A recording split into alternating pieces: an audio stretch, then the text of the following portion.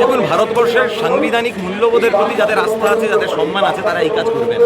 এই যে রাজনৈতিক দলটা ভারতে এবং পশ্চিমবঙ্গে শাসন ক্ষমতায় আছে, তারা দেশের সংবিধান মানে না, তারা দেশের স্বাধীনতার বিরুদ্ধে ছিল, তারা একসময় দেশের পতাকার বিরুদ্ধে ছিল। স্বাভাবিকভাবে তারা এই ধরনের কাজ করবে, এটা অভিপ্রেত।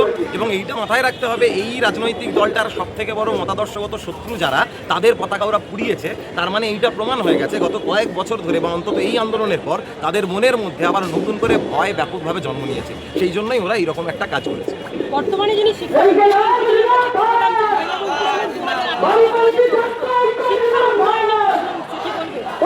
দেখুন, নতুন যে শিক্ষামন্ত্রী হয়েছে সেও আরএসএস এর গোয়াল থেকে বেরিয়ে শিক্ষামন্ত্রী হয়েছে। তাই শিক্ষা ব্যবস্থার আমূল কোনো পরিবর্তন হয়ে যাবে বা আগামী দিনে কোনো প্রশ্নপত্রের ফাঁস হবে না কোনো পরীক্ষার, এমনটা নয়। কিন্তু এই ঘটনাটার তাৎপর্য হচ্ছে এটা, বিজেপি সরকার গত 12 বছর ধরে এমন একটা আত্মবিশ্বাসে চলে গেছিল, যারা ইনভেন্সিবল, অপরাজেয়, ওদেরকে কোনোভাবে টলানো যায় না।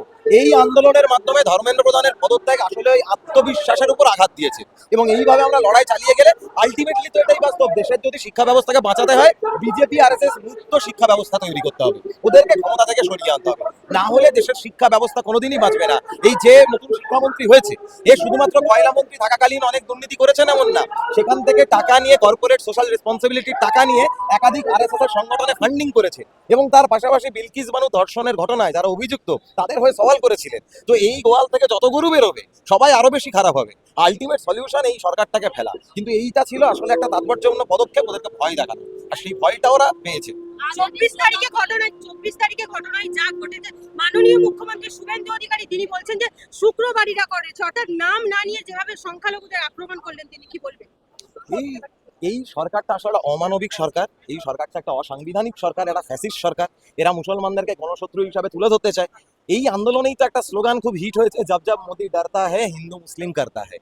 তো আসলে ভয়টা আরো প্রবলভাবে পেয়েছে বলে একটা হিন্দু মুসলিম আঙ্গিক এনে যদি বাংলার পাবলিক স্পিয়ারটাকে, গণপরিসরটাকে একটু ব্যস্ত করে রাখা যায়, আবার যদি একটা পোলারাইজেশন তৈরি করা যায়, বাইনারি তৈরি করা যায়, একটু হিন্দু ভোটটাকে আবার এক জায়গায় রাখা যায়, কারণ ওনাদের বিরুদ্ধে একটা ব্যাপক গণক্ষোভ তৈরি হচ্ছে, ওনারা সেন্স করতে পারছেন, সেই জায়গা থেকে এটা করেছে। এই সরকারের চরিত্রই এটা। এই সরকার কোনো মানুষের ভালো চায় না বলে সবসময় হিন্দু মুসলিম বিভাজনটা করে।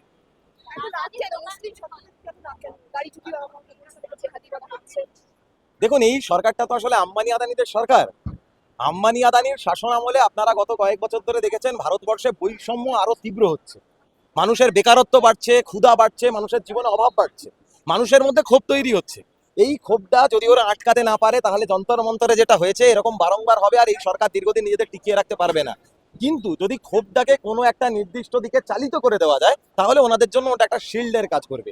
যে কোনো দেশে যখন কোনো ফ্যাসিস্ট শাসকের উত্থান হয়, তার এইরকম একটা অপর নির্মাণ করে। হিটলারের আমলে ছিল ইহুদিরা, মানুষকে খেপিয়ে দিত ইহুদিদের বিরুদ্ধে। নরেন্দ্র মোদী মুসলমানদের বিরুদ্ধে, তাই দেশের মানুষকে খেপিয়ে দিতে চায়। এইটা না করলে ওরা রাজনীতিতে টিকে থাকতে পারে।